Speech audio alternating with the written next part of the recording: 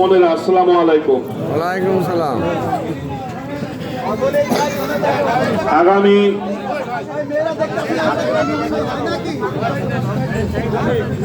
আমি এই জন্যই মহিলা বোনেরা বলার আগে খুঁজছিলাম, দেখলাম কোথাও নাই, তারপর চিন্তা করলাম বলে ফেলছি, এখন দেখলাম না আসছে কিছু।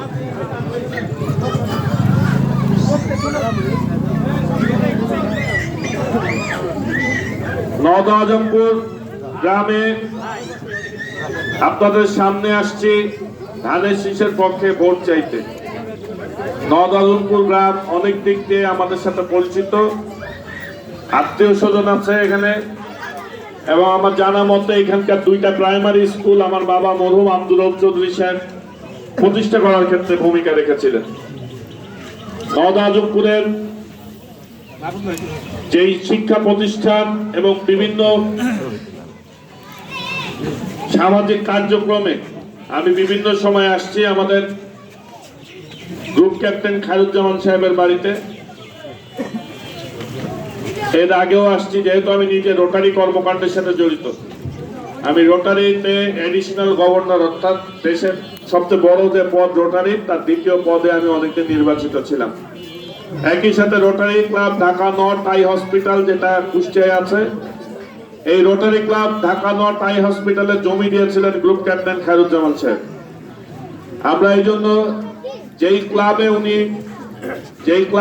1968 সালে তৈরি হয়েছিল, সেই ক্লাবে উনি সদস্য হয়েছিলেন, এবং পরবর্তী সময়ে এই জমি দেওয়ার কারণে জাপান সরকারের মাধ্যমে কুষ্টিয়া জেলা, কুষ্টিয়া শহরে rotary club Dhaka north eye hospital করা হয়, যেখানে প্রতিদিন 400 রোগী দেখা হয় এবং সপ্তাহে প্রায় 70-80 জন রোগীর অপারেশন হয়।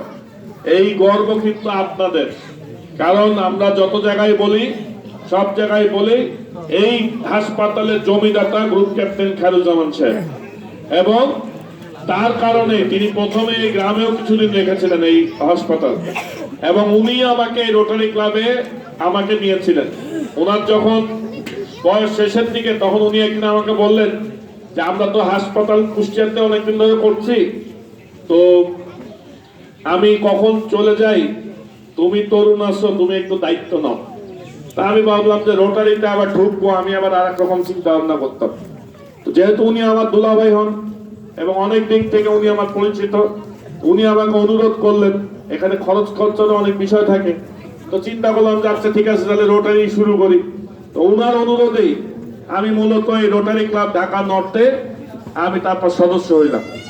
এই সদস্য হওয়ার পরে জাপান সরকারের অনুদানে আমরা এই যে এই হাসপাতাল 5তলা 6তলা হাসপাতালের পরে আমরা করি।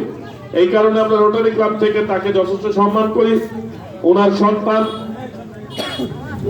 যাদের সাথে আমার যোগাযোগ আছে, দুই ছেলের সাথেই, এই জন্য বললাম, একটু আগেও কথা বলেছিলাম। আমরা আজকে যে নির্বাচনের জন্য আসছি, আমি এই এলাকার সন্তান। আমার বাবা মরহুম আব্দুর রব চৌধুরী সাহেব এই এলাকায় 3বার নির্বাচিত সংসদ সদস্য ছিলেন, এবং নওদা আজমপুরের অনেকের সাথে ওনার খুব ভালো সম্পর্ক ছিল, যার জন্য আমি জানতাম যে যেখানেই যাবে তার বন্ধু ছিল। আমাদের এই যে এলাই মালতে সাহেব, ওনার সাথে ওনার যোগাযোগ ছিল, যেখানে আমি মাঝে মাঝে অসুস্থ হলে ওইখানে আমি এসে দেখে গেছি। এই যে খায়রুজ্জামান সাহেবের ফ্যামিলি, সেখানেও আমার যাওয়া আসা ছিল, এখনো আছে। আমরা এলাকার উন্নয়ন করতে চাই, শিক্ষা প্রতিষ্ঠান করতে চাই, ধানের শীষে প্রত্যেকের কাছে ভোট চাই। আপনারা সামনে নির্বাচন 12 ফেব্রুয়ারি, অবশ্যই এই ভোট দেওয়ার মালিক আপনারা। আপনারা যখন এই ভোট দিবেন, তখন আপনাদের কাছে আমার একটাই অনুরোধ, যে ভোট দেওয়ার সময় এই ভোট আল্লাহর আমানত আপনাদের কাছে দিয়েছে। আপনারা যাকে সংসদ সদস্য হিসেবে যোগ্য মনে করবেন, তাকেই ভোট দিবেন। যে সেই জায়গায়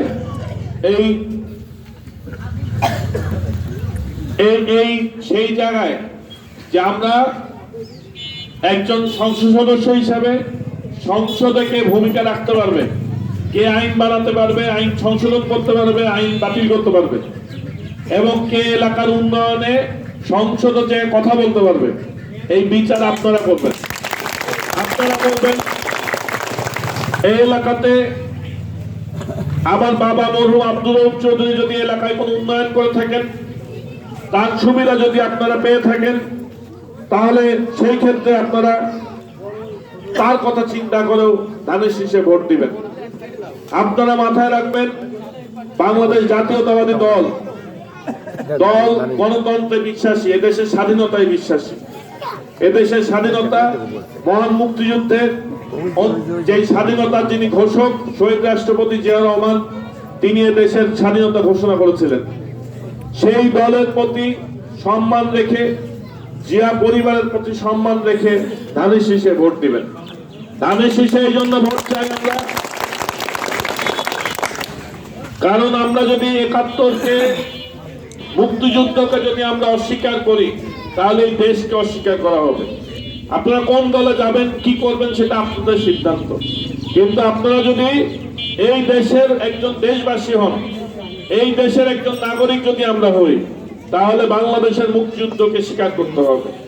এই বাংলাদেশের মুক্তিযুদ্ধে যারা শহীদ হয়েছেন তাদেরকে স্বীকার করতে হবে। এই এলাকায় অনেক নাম করা মুক্তিযুদ্ধ ছিলেন, মারফত আলী সহ অনেকের নাম সামনে আসে। আজকে যদি আমরা সব মুক্তিযোদ্ধাদের ভুলে যাই, তাহলে তাদের সাথে বেইমানি করা হবে। আমাদেরকে অবশ্যই মুক্তিযুদ্ধের অবদান মনে রাখতে হবে। আমাদেরকে মনে রাখতে হবে জুলাইয়ের গণ আন্দোলনে যারা শহীদ হয়েছেন তাদের কথা মনে রাখতে হবে। আমাদের মনে রাখতে হবে যারা জুলাইয়ের আন্দোলনে আহত হয়েছেন তাদের কথা মনে রাখতে হবে। আমাদের মনে রাখতে হবে এই দেশের বিভিন্ন সময় রাজনৈতিক প্রেক্ষাপটে যারা যে দেশের জন্য জীবন দিয়েছেন তাদের কথা মনে রাখতে হবে। আমাদের মনে রাখতে হবে এদেশে গণতন্ত্র, ভোটাধিকার, স্বাধীনতা, সার্বভৌমত্ব আনার জন্য দেশ নেত্রী বেগম খালেদা জিয়া বছরের পর বছর জেলখানায় কাটিয়েছেন মিথ্যা মামলায়। আমাদের মনে রাখতে হবে, যে আমরা এদেশে কি করতে চাই, এখন কি করতে। আমাদের প্রত্যেকের দেশের নাগরিক হিসাবে কিন্তু আমাদের দায়িত্ব আছে। আমি খালি এসে আপনার সাথে কোলাকুলি করলাম, হাত মিলাইলাম, 3 বার আপনার বাড়ি গেলাম, বললাম আমার দিকে ভোট দেয়, এটা হবে না। আমরা সারাদিন এই দেশ নিয়ে সমালোচনা করি। আমি অনেক সময় এই কথা বলি, আপনাদের দোয়ায়, আল্লাহর ইচ্ছায় আমি পৃথিবীর অনেক দেশ ঘুরেছি। আমি সব সময় বলি যে যদি বলেন যে কোন দেশ ভালো, কোন দেশে থাকার কথা বলেন, আমি সবসময় বলি যে আমার বাড়িতে আমি থাকছি, আমার গ্রামে আমি থাকতে চাই। আমরা যখন গ্রামে থাকবো, আমার এলাকায় থাকবো, আমরা এলাকার সমস্যা নিয়ে কথা বলি, আমরা অনেক সমালোচনা করি, কিন্তু আমরা নিজেরা ভূমিকা রাখি না। কেন? আমরা বলবো এই এলাকা খারাপ, মানুষ খারাপ, চুরি ডাকাতি বাড়ছে, আমাদের এখানে বিভিন্ন দুর্নীতি হচ্ছে, অনিয়ম হচ্ছে। কিন্তু আমরা যখন ভোট দিই, ভোটের সময় সব চিন্তা করি না। আমরা তখন চিন্তা করে কে কয়টা টাকা বুঝে দিয়ে গেল, কে চালের বস্তা দিল, কেউ বিকাশে টাকা দিতে পারে, অনেক রকম বিষয় এখন কানে আসে। আমাদেরকে মনে রাখতে হবে যে আমরা ভালো মানুষের এলাকা, ভালো মানুষের দেশ চাই। সেই কারণে কোনো কথায় বিভ্রান্ত না হয়ে যাকে আপনাদের যোগ্য মনে হবে এই সংসদ সদস্য হিসেবে, তাকেই আপনারা ভোট দিবেন। আপনাদের মনে রাখতে হবে শুধু আপনার আমার দায়িত্ব না, আমি আপনাদের দোয়ায় আল্লাহ আমাকে যতটুকু সম্মান দিয়েছে, আমি আলহামদুলিল্লাহ, আমি খুশি। আজকে আমি যদি মনে করতাম আমি একজন ব্যারিস্টার, আমি আইন পেশায় যদি ঢাকায় পড়ে থাকি, ঢাকায় যদি আমি আর কাজকর্ম করি, অনেক আরাম আয়েশের জীবনে চলতে পারি। আমি আজকে যদি কাজ করি, শুধু সেটা আমার জন্য না, আমি চিন্তা করবো আমার পরের প্রজন্ম কিভাবে চলবে, আমার ছেলে মেয়ে কিভাবে চলবে, আমার নাতি নাতনি এলাকায় কিভাবে থাকবে। আপনারা দেখেন এই এলাকায় যে শিক্ষা প্রতিষ্ঠান হয়েছে, গত 19 বছরে কয়টা শিক্ষা প্রতিষ্ঠান এই এলাকায় হয়েছে? যত শিক্ষা প্রতিষ্ঠান খুঁজবেন সব আগে। এই যে একটু আগে বলছিলাম যে আমার বাবা 2টা এখানে প্রাইমারি স্কুল করেছেন, এরপরে আপনারা কি পেয়েছেন? আমরা অনেক কারণ নামের আগে অনেক বিশেষণ দিই। আমার নামে কখনো কেউ স্লোগান দিলে আমার টেনশন শুরু হয়ে যায়, কারণ আমি এইসব বিশেষণ পছন্দ করি না।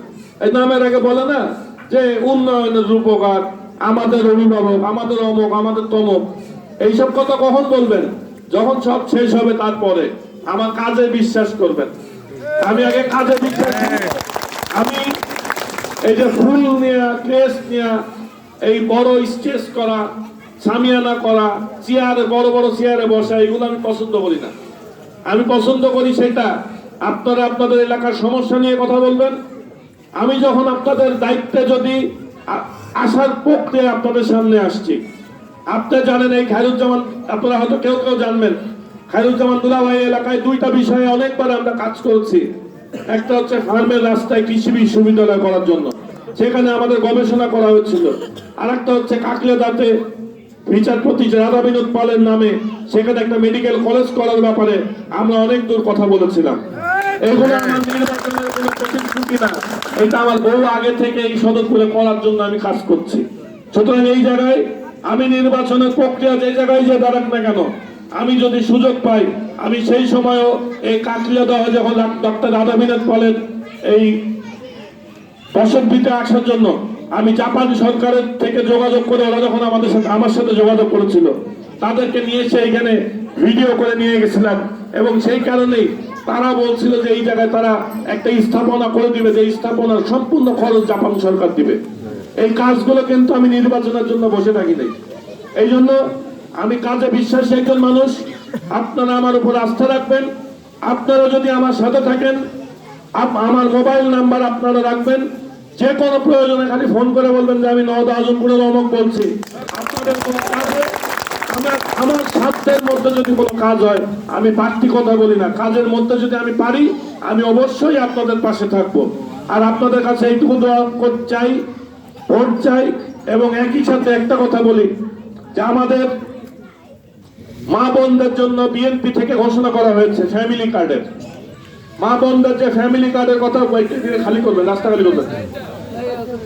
আমরা বাংলাদেশের 54% মানুষ মহিলা, নারী, জনসংখ্যা হচ্ছে মহিলা। আমরা সেখানে দেখেন এইখানে আমরা খুব অল্প 10-15 জন মা বোনরা আসছে, আমরা গ্রামবাসী হয়তো আসছি।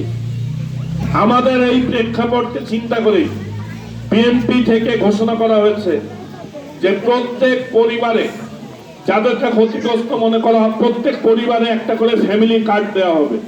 যে কার্ড, ফ্যামিলি কার্ড সেই পরিবারের মহিলার নামে হবে এবং তাদের সুযোগ সুবিধা এবং তাদের যাদের প্রয়োজন বলে মনে করা হবে প্রত্যেককে 2500 টাকা করে মাসে ভাতা দেওয়া হবে।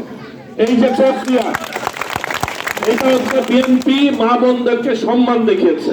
টাকাটা বড় ব্যাপার না, যে তাদেরকে সম্মান দেখায় বলেছে যে এই সুবিধাগুলা বিএনপি থেকে দেওয়া হবে। দ্বিতীয় সুবিধা দেওয়া হবে কৃষক কার্ড। যারা আমরা কৃষি কাজ করি, তাদের জন্য সার, বীজ এবং কৃষি ঋণ থেকে শুরু করে ধান বিক্রি করা পর্যন্ত প্রত্যেকটা কাজ এই কৃষক কার্ডের মাধ্যম দিয়ে হবে। আমরা যেমন বিদেশে আমাদের অনেক জায়গায় থাকার অভিজ্ঞতা হয়েছে, কারোর কাছে যে তদবির করা লাগবে না। আমি আপনাদেরকে বলছি এই কার্ড দেওয়ার ব্যাপারে কোনো ধরনের বৈষম্য হবে না, কোনো ধরনের তদবির করার প্রয়োজন হবে না। সরকার যদি এই ধরনের কোনো কার্ডের কোনো যে সিস্টেম, আমরা যদি জনগণ যদি বিএনপিকে ভোট দেয়, যদি বিএনপি ক্ষমতায় আসতে পারে, যদি বিএনপি থেকে এই কার্ডের ঘোষণা দেওয়ার পরে যে কোনো ধরনের অনিয়ম হলে আপনারা আমার কাছ থেকে বুঝে নেবেন। আমি কোনো ভায়া পছন্দ করি না। সরাসরি কথা বলে বলবেন যে আমার এটা করার কথা ছিল, আমি কার্ড পাই নাই। আমি চেষ্টা করবো আপনাদের পাশে থাকতে। আমি মা বোনদের উদ্দেশ্যে বলতে চাই যে আমরা এলাকার মধ্যে সকল ধরনের নারী নির্যাতন বন্ধ করতে চাই। আমরা বাল্য বিবাহ, যৌতুক প্রথা বন্ধ করতে চাই। আমরা নারীদের শিক্ষার ব্যবস্থা করতে চাই। মেয়েরা যদি তাদের পর্দা বজায় রেখে, শালীনতা বজায় রেখে, এখন মেয়েরা সব জায়গায় কাজের ক্ষেত্রে, পড়াশোনার ক্ষেত্রে অনেক এগিয়ে। সেখানে আমাদেরকে চিন্তা করতে হবে, মেয়েরা যেমন বাড়ির কাজ করবে, সব কাজ করবে, এখন কিন্তু মেয়েরা ডিসিএসপি হচ্ছে, মেয়েরা সচিব হচ্ছে, মেয়েরা অনেক ভালো ভালো পদে যাচ্ছে। আমরা আমাদের ধর্মীয় বিধান বজায় রেখে, পর্দা বজায় রেখে, স্বাধীনতা বজায় রেখে অবশ্যই মেয়েদেরকে ছেলেদের মতো সমান অধিকার আমাদের দিতে হবে। এই দিতে গেলে আমাদেরকে একসাথে কাজ করতে হবে। আমরা যেন মা বোনদেরকে কোন রকম আমাদেরকে বুঝাইতে হবে। এবং আপনাদেরকে সর্বশেষে একটা কথা বলে শেষ করি, আপনারা যদি বিশ্বাস করেন এই আগামী সংসদ নির্বাচনে যে আমরা ধানের শীষের পক্ষে যে ভোট চাচ্ছি, আমার রাজনীতি মাদকের বিরুদ্ধে, সন্ত্রাসের বিরুদ্ধে, নারী নির্যাতনের বিরুদ্ধে, যৌতুক প্রথা, বাল্য বিবাহের বিরুদ্ধে। আমার রাজনীতি এলাকার উন্নয়নের পক্ষে। যারা ভোট চাইতে আসতেছেন তাদের কাছে জিজ্ঞেস করবেন এই এলাকাতে কতগুলো উন্নয়ন তারা করেছেন। সুতরাং উন্নয়নের জায়গা থেকে যদি আপনারা মনে করেন আমি যদি কোনো পদে না থেকেও যদি এলাকায় অনেক বিষয় আছে যেগুলো আমি সামাজিক কর্মকাণ্ড করেছি, সেইখানে যদি মনে করেন আপনারা আমার পক্ষে থাকবেন, আমার জন্য দোয়া করবেন। এবং আপনাদের কাছে অনুরোধ জানাই আপনারা আগে নিজের পরিবারে নিজের যে মহিলা সদস্যরা আছে তাদের কাছে ভোট চাবেন। আমরা অনেক সময় বলি সারা এলাকার ভোট সব আমরা ঠিক করে আপনাকে দিয়ে দিব। আমি এই কথায় খুব একটা বিশ্বাস করি না। আমি বিশ্বাস করি আমরা এমন একটা যুগে আছি যার যার ভোট তার কাছে। সুতরাং আপনি যদি বিশ্বাস করেন যে বাংলাদেশ জাতীয়তাবাদী দল এদেশে কাজ করেছে, আপনি যদি বিশ্বাস করেন আমার বাবা মরহুম আব্দুল রব চৌধুরী সাহেব এই এলাকার উন্নয়ন করেছে, আপনি যদি বিশ্বাস করেন আমি ব্যারিস্টার রাগিব রব চৌধুরী একজন যোগ্য প্রার্থী, তাহলে প্রথমে আগে বাড়ি যে পরিবারের সবাইকে বোঝাবেন এবং আপনার পাড়ায় আপনার আত্মীয় স্বজন, আপনার বন্ধু বান্ধব, শুধু নওদাজমপুরে না এই এলাকাতে মিরপুর ভেনাবাড়া যেখানে আছে প্রত্যেকের কাছে আপনারা ধানের শীষের পক্ষে ভোট চাবেন। সেই কারণে সর্বশেষে আবারও ধানের শীষের পক্ষে আপনাদের ভোট, দোয়া এবং সার্বিক সহযোগিতা চেয়ে আমার বক্তব্য শেষ করছি। আসসালামু আলাইকুম।